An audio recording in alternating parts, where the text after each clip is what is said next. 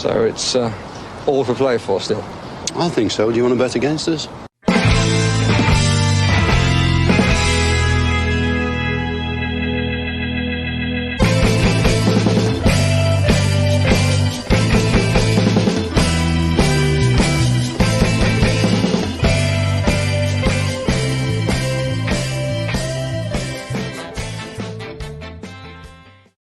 Hi villains, and welcome to For the Love of Paul McGrath podcast. And it's the night after the night before, I suppose. But Premier League and a footballer's life waits for nobody, and the game's coming thick and fast when you're somewhat successful. Means that we've come back again with another match preview today as Villa play Brighton at the weekend, an early Saturday kickoff. Paddy.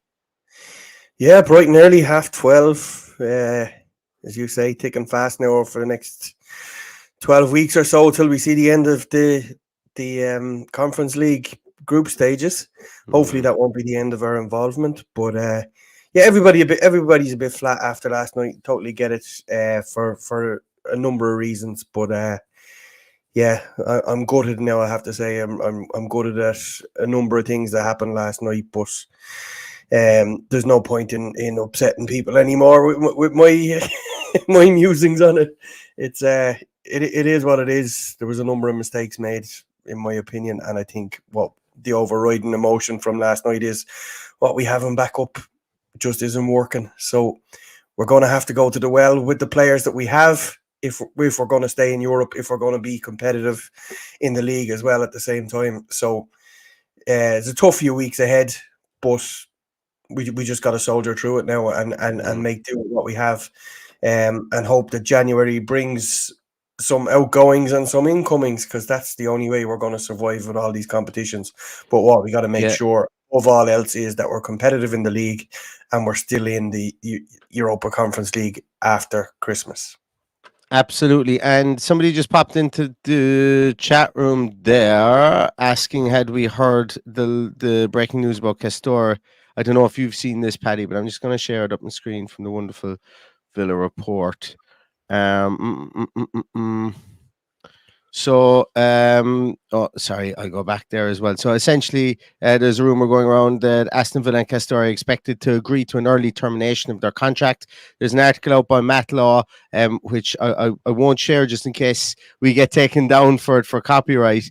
But also, Villa Report has reported that, as well as working on a long-term solution to remedy Villa's shirts for the remainder of the campaign, Castore are examining whether there are any short-term options for the men's and women's team for this weekend's game as well. I would imagine that the club could get a special dispensation to wear the training shirts. Whether the club would be willing to do that, whether they unless they're having the same situation, maybe I don't know what the story is there, but there was always going to be, like, I know today it came out saying that there was no easy fix for this. Anyone I've spoken to said that there is an easy fix for this, but that it mightn't happen for the weekend. And nearly everyone that I spoke to said the easiest fix for this is somebody gets paid to not be a shirt supplier next season, and that there will be lawyers. I suppose it was actually the phrase that was used. So yeah. Look, it's a monumental error. I kind of got disrupted listening to Rob Warner earlier today, who, if you get a chance, go back and have a listen to Claret and Blue or watch them on their YouTube. Rob is a very knowledgeable guy and all the information is there. But yeah, as you rightly say, it's the whole, how do we rectify the situation that needs to be resolved? And while it's an easy fix for the women's team that have to play at the weekend because they're playing Manchester United, they can wear the away strip or the third strip. They can't wear the away strip or the third strip against Brighton, who will be wearing blue and white stripes, I would presume, unless Brighton wear their away strip. So it doesn't seem to have the same effect with the away strip and the third strip. So that is one option open to the women's team. But for this weekend, it looks like the men will have to wear the home strip. So look, I don't know about you, but I find clingy material like even uncomfortable to sit in and just lounge around the house in. Everything needs to be big. So I can't imagine how that must feel to have such wet and like, there's nothing worse than getting stuck out in the rain and having to sit in those clothes for an hour and a half. So I can only sympathise with the players. It can't be comfortable to be playing in. I don't think there's any excuse in it for losing games or anything like that. But like these are professional athletes and they deserve to be treated to the best possible equipment around them. And this just hasn't happened with this one.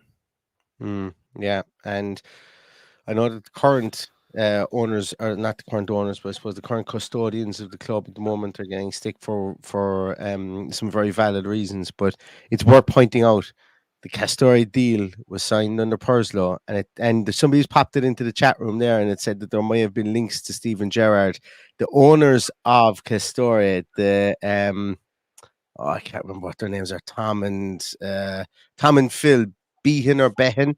I don't know how to pronounce it. That's their names. They were born and bred in Merseyside, and they were, So put it this way.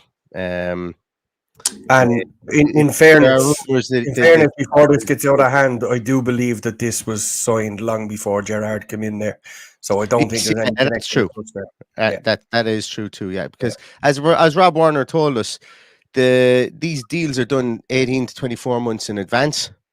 They're done 18 to 24 months in advance. So it's these shirts were signed off on 2 years ago. So that is worth pointing out as well, because and I know a couple of questions came up there as well saying why is it taking so long for this to arise. People were making comments about this, I suppose, when they were over in the States, but maybe it was the unseasonably hot weather that they were playing in when they were over in the States. That was kind of always the reason. Because I remember from one of my podcasts from the smoking area of a pub, Paddy, that I remember I remarked on it, and I think that might have been the second game, game over in the States. I remember I remarked on how much sweat was coming off the players. And then it's just something that we've seen go on and on and on, even in weather that isn't exactly unseasonal at the moment, So it's look, it's not nice. It's not a nice thing to have to do. Newcastle have already cut their agreement with Castore. Looks like Villa are going to do it now, but I suppose they're more like they will continue to wear the gear up until the end of the season. But it's the more immediate fix, I think, is what people are more interested in. Yeah, and look, unless they can get out of the contract legally without having to spend the money, as long as they can supply a proper functional shirt until the end of their deal, I'm absolutely fine with that. But it's a case of now, do we nearly just bring back last year's kit and put the current sponsor on it just for this weekend? That would make sense. I'm sure there's plenty of them around that they could use, but look, we'll have to wait and see. And the one thing we need to remember is we've nothing official from the club. The club haven't even mentioned this officially on any platform whatsoever.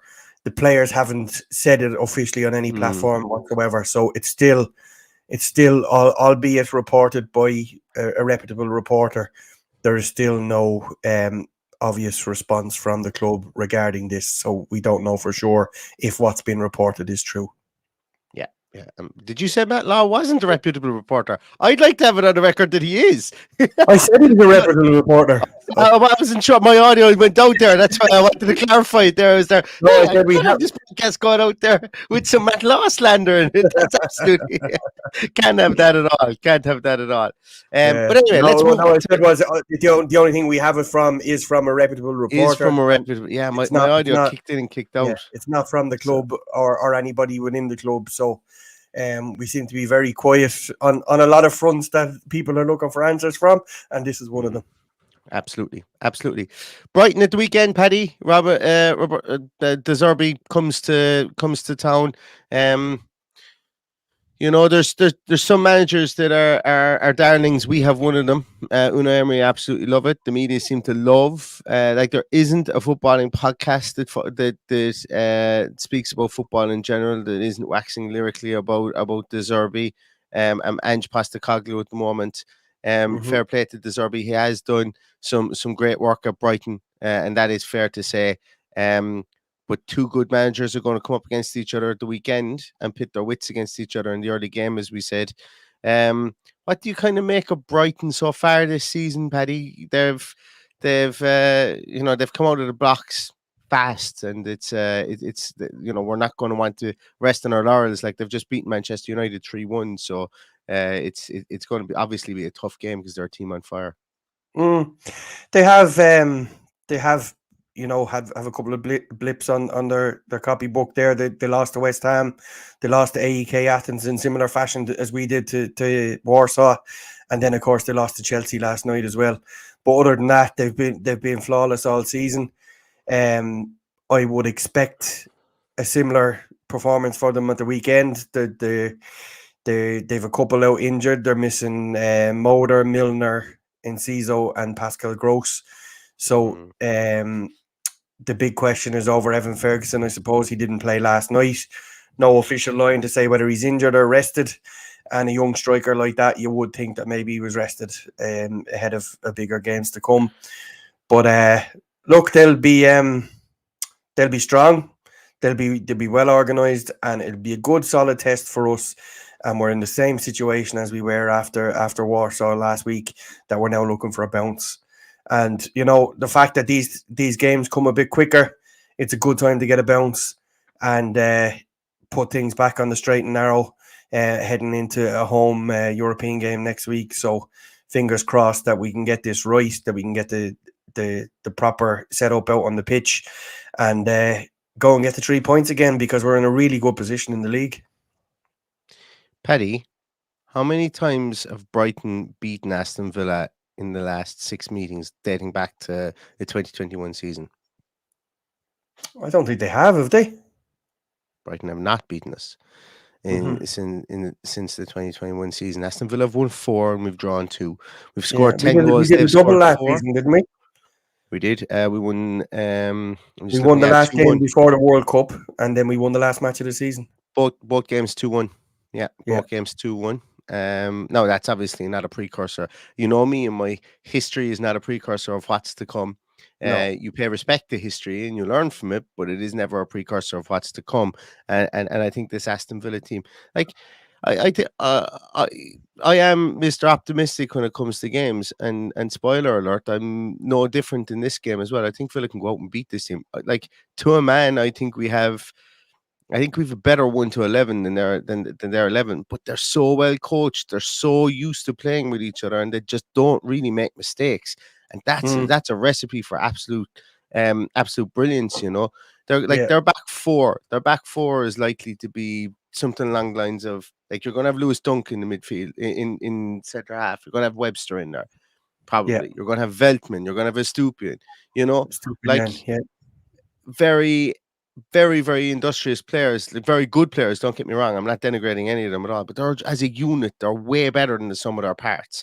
Same with Billy Gilmore and Dahoud, who is probably going to be in there. They're going to play the two pivots. Again, 2 players picked up off the scrap heap, but fit the system and fit and have the attributes that fit into the system very, very well. Then you look behind Evan Ferguson. You're likely to have Mitoma, probably Danny Welbeck maybe in there, Solly Marsh. Once again, Buonanotte, yeah, exactly, yeah, somebody like that. Once again, the unit is very, very good. Now, obviously, Mitoma will walk into a lot of teams in the Premier League. You would walk into our team, but like, the unit is what's most important, I think, for this Brighton team. And then they've completely not really struck gold with an 18-year-old striker who looks like he's got the world at his feet up top, in Evan Ferguson. So fair play to Brighton. They've stuck to their guns. Like, there's a lot of players there that 2 years ago, if they'd moved to Aston Villa, people would have turned their nose up at them. But when they're in that Brighton team, they are absolutely fantastic. You talk about them, well, not you, but people talk about the Moise Casados, the McAllisters, all these guys.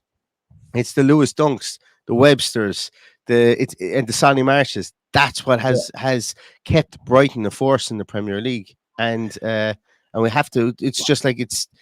I've got so much respect for them for the longevity that a lot of those players have within that team and within this league. And I think the overriding thing here is, and regardless of what you think of what those players have to offer, is that they give you a game no matter who they have out there. there was one game last year. I think it was Newcastle spanked them. Did they score 5 against them towards the end of last season? And everyone was in total shock. That doesn't happen to this team. They're well organised.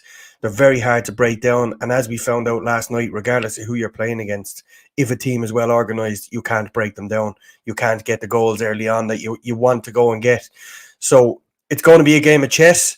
They're two really good managers, two really well organised sides. And look, as you say, they deserve all the plaudits that they get and all the respect that they're going to get this weekend. And I expect a really, really tough game. And I'm not expecting 3 points so far, or I might change my mind when it comes around to the team sheet tantrum and we see who they have available to them. But it's going to be a difficult game no matter what way you look at it, and they will be very, very hard to beat. Absolutely, 100%. I still think though that any team that comes to Villa Park is an underdog, regardless of who they are. Oh, absolutely, absolutely. You know, and like streaks are there to be broken. I think I saw that in the comments there a moment ago. But we're on a very, very good streak at home. You know, albeit yes, we lost in the League Cup or whatever, but you know that team was what it was, and the team will be completely and utterly changed. It will be a different team at the weekend. Sorry, So Kat it's is pulling me up in the comments there. It was Everton that actually spanked them in the back end of last season. I've completely forgotten. yeah, absolutely, that was it. But yeah, so I'm actually more optimistic about this, I think, than most people in the comments as well. And the optimism I have for this is just that, look, I suppose I'm just going to come out and say it, that like last night was shite. It really was, and there's no getting away from it. But it's a completely different competition that we're going to be playing on Saturday. We are going to be a completely different team. They're going to be completely different opposition. And like, I don't know, it's just under Unai Emery, we have to, like, if we've learned anything from the end of last season, we can compartmentalize poor performances, and then when we get our first 11 out in the field, we tend to be resolute. Yeah, are we massively flamboyant? No. Are we a team that will grab you by the nutsack and drag you over into the corner because we're that alluring? No, we're not, and we weren't at the end of last season either. Remember as well, last season we were dropping 5 and 6 back into defense as well. During the US tour, like things looked really nice. It was nice and it was slick and everything was great, and you know it was essentially exhibition games. When the chips are on the table, we need to get more resolute, and we do need to get more resolute. And I think at home we have been pretty resolute, you know, with the fact that we're on this winning streak in the league. So I have to have faith that that our team is going to go out there and put in a way better performance than they did against Everton in the League Cup. And you know, with the players we have, we should be able to go out and put in a disciplined performance there. But as I say, you know, we are playing against a really, really good team. You notice I haven't said that I'm confident of winning. I'm confident of a better performance and a good performance at the weekend. Oh yeah, and look, I was in exactly the same position this time last week after losing to Warsaw. That I really flat going into the weekend, and look what we managed to pull out of the bag, a win away at Stamford Bridge, which regardless of how good this Chelsea team are, it's very, very hard to do, but we got there. So the team will be stronger than it was last night. Yeah, I'm still hurting from last night. I'm still a bit flat, but you gotta have the hope that we can go and turn things around at the weekend.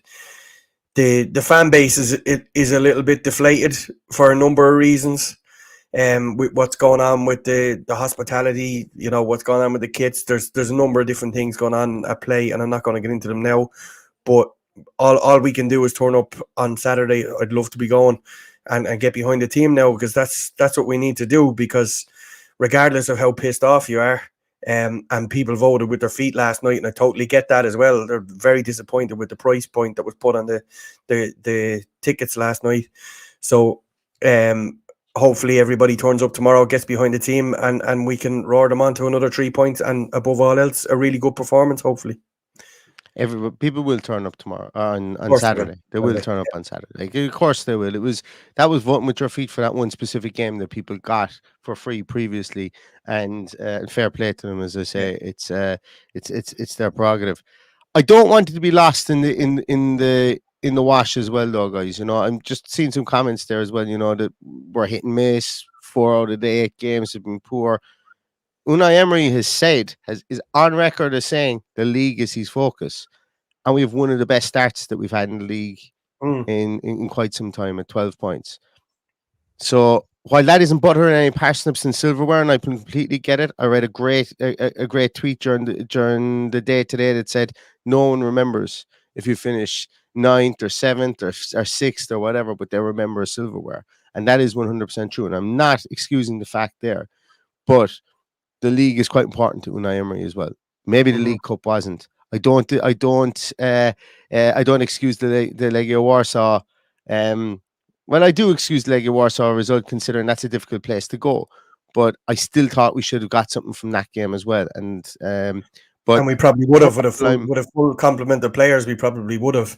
And look, what everybody seems to forget here is that we've lost a huge leader in Tyrone Mings, a leader amongst men, and that I will keep going back to it. That will be the one part of this season that will define the season. Unfortunately, what could have been if we had this man around to help Pau Torres fit into this team and fit in solidly, to lead those around him, and lead that high line and just be the Tyrone Mings that he has come to be, a legend of the club. So he is a huge loss to us, and we've got to be a little bit what's the word? A little bit lenient on the management team that they've had that loss, because it's too hard to replace in such a short period of time. We brought in Clement Langlais, an international footballer, a French international footballer, a World Cup winner. So we just got to get behind the process. I know it's hard after losing last night.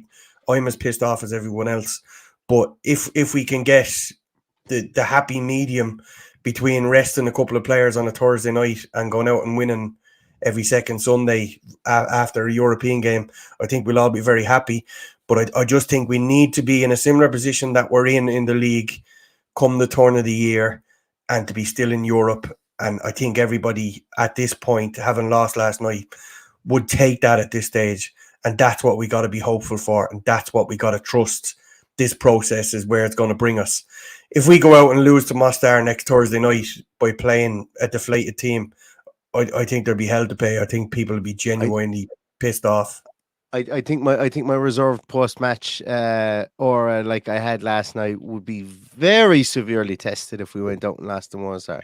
But still, once again, every single team on this planet deserves the respect, given that we couldn't go out and beat Stevenage in the cup last year. That is like, while you can still be reserved and you don't have to be spitting feathers after games, and you can be you can be reserved in that aspect. Prior to games, you still need to give every team the respect. But yeah, I think, look, I text you as well today, Paddy. No matter what team you are, specifically this Aston Villa team, you got to learn how to play 3 games in 6 days. It's tough, it's tough. And I know people will say, well, we got to start our first 11. We can't rotate. And I'm not making excuses for anything. I'm just telling you exactly how I think.